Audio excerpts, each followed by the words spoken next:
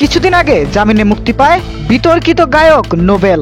আর এরপর আবারও সামাজিক যোগাযোগ মাধ্যমে তার একটি ভিডিও ভাইরাল হয়, যে ভিডিওতে দেখা যায় মদ্যপান করে নোবেল এক ব্যক্তিকে মারধর করছে।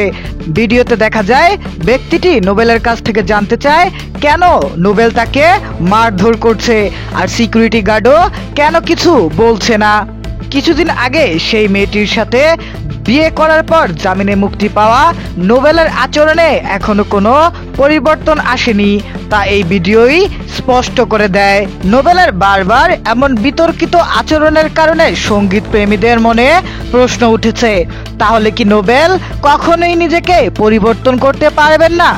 কখনোই কি তিনি নেশাগ্রস্ত অবস্থা থেকে বের হয়ে একজন সঙ্গীত শিল্পীর মতো আবারও নতুন করে সঙ্গীত জগতে পদযাত্রা শুরু করতে পারবেন না? এমন প্রশ্ন ঘুরপাক খাচ্ছে সঙ্গীত প্রেমীদের মনে।